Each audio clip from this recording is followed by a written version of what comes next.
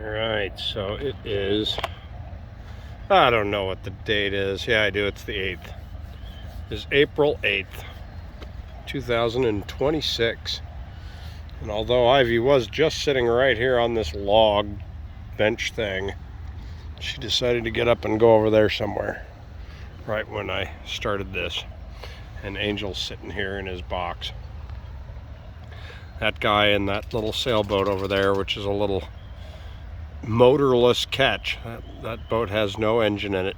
It's just a little ketch. So it has a head sail, a mainsail, and I think they call it a mizzen sail on the back.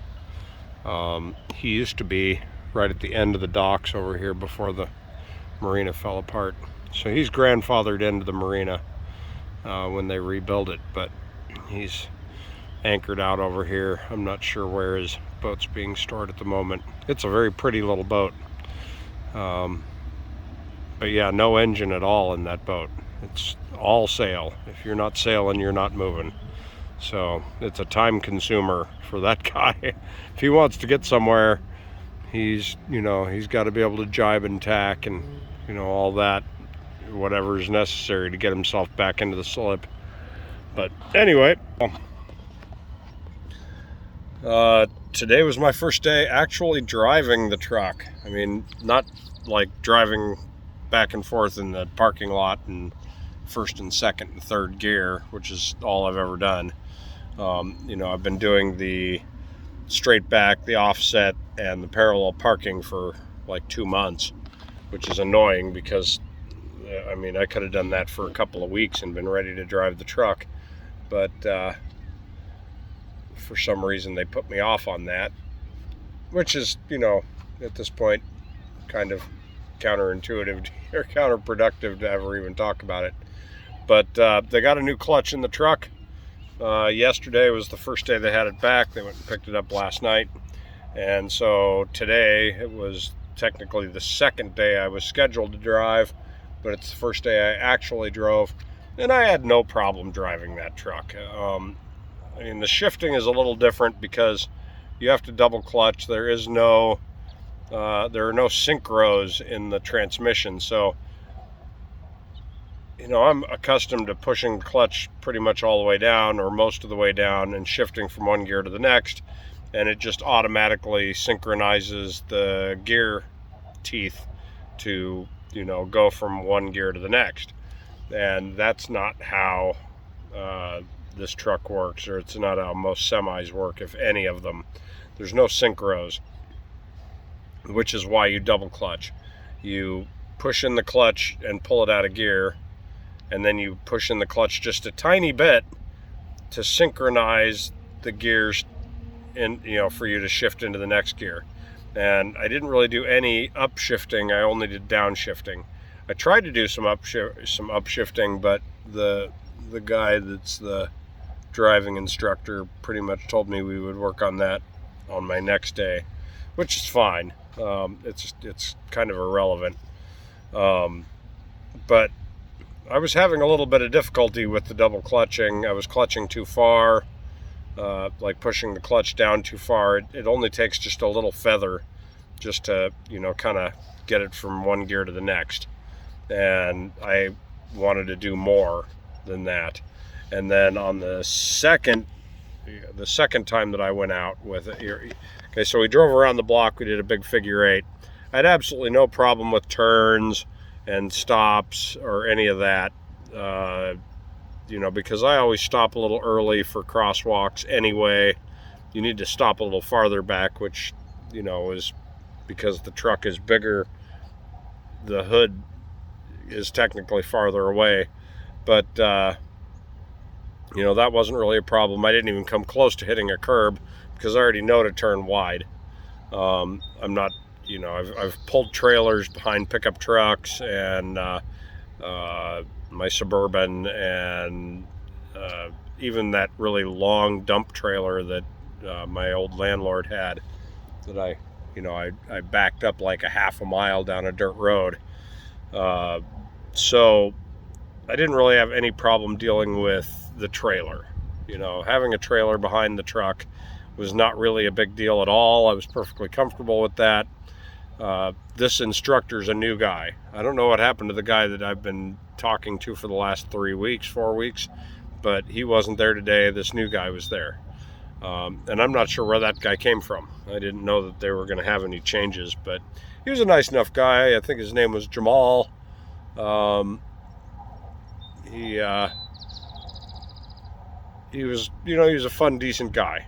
He works over at the Oakland docks, pulling trailers out of the dock. He doesn't do long haul. He brings stuff out to where other people can take it away, which is interesting, but he said he wants to get out from behind the wheel, and he came down to be an instructor at a truck driving school, and the first thing they did was put him behind the wheel.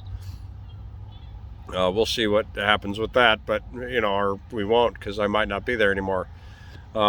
Today was Wednesday. It was my first day driving. I was supposed to do Monday, Wednesday, Friday, Monday, Wednesday, and then Thursday next week I'm supposed to be at the DMV. But we lost Monday because of the clutch in the truck. So today was Wednesday. I was technically scheduled to do Friday. They scheduled me at the last minute today. It was kind of a weird little situation between upper management and lower management, who both happened to be at the office today. Lower management wanted me to do an hour at 6 and an hour at 8 tomorrow night, so I wouldn't even be done until 9. I wouldn't be back to the boat until like 10:30, 11. I wasn't into that. So they pushed forward another guy, and basically I'm going to go in tomorrow and I'm going to drive 6 and 7 p.m. until 8 p.m. So 6 to 8, and then that corrects my schedule. Friday I go back in at 2 and drive from 2 to 4. Then Saturday we're going to schedule me for next week for Monday and Wednesday, and that'll get me up to my full 10 hours. And then Thursday I'm back to doing the DMV thing. So the guy who I drove with today, we drove a few blocks around, and he kind of showed me how stuff worked, which is what I expected him to do. It was kind of an irrelevant sort of a thing, but he's a new guy and I'm a new driver, so I just kind of went along with it. We drove a couple of blocks around. We went down, we did a U-turn at a cul-de-sac, an industrial cul-de-sac. We did a turnaround and we pulled over to the side of the road, and then he got me in, and I was ready to just go. And he's like, no, we got to slow down. You got to let me give you some instruction. He's like, I want you to do a pre-trip air brake test. And, I've been doing the pre-trip inspection and the pre-trip air brake test every day for 2 months. So I'm like, okay. So I said, okay. So we just did our light test on the outside of the truck. The pre-trip is passed. So we're getting into the truck. We know all of our lights are working on the outside of the truck. For this part of the test, I put on my seatbelt. You get into the truck as the tester. For this part of the test, we are utilizing our primary air gauge. There's Ivy. Hi, Ivy. Yeah, hi, Ivy's. Oh yeah, Ivy says. So I said for this part of the test, we are going to be using our primary air gauge. I'm going to, the truck's already off, and I've already feathered the brakes down to less than 100 psi, because the governor won't turn on the air compressor unless the air pressure is below 100 psi. So I've already feathered it down to like 90 psi. Just until we ran our air down. So I said, I'm going to turn on the ignition. The ABS light has come on. The ABS light is turned off. That shows that the system is working properly. I'm now going to start the truck, or perform a safety start. So I make sure I'm in neutral and my brakes are set, and I fire up the engine.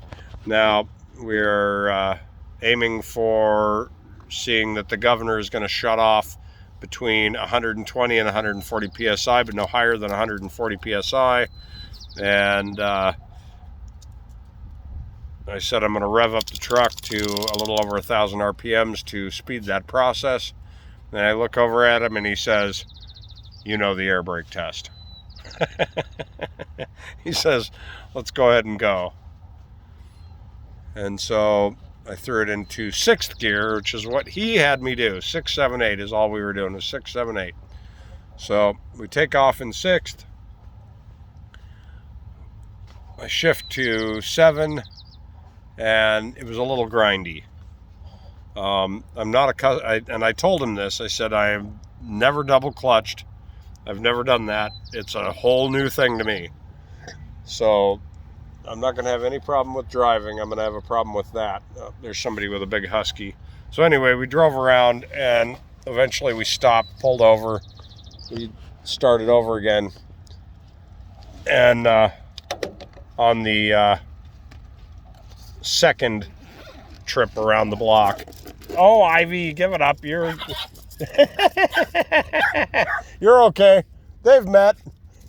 All right, I'm going to let you go.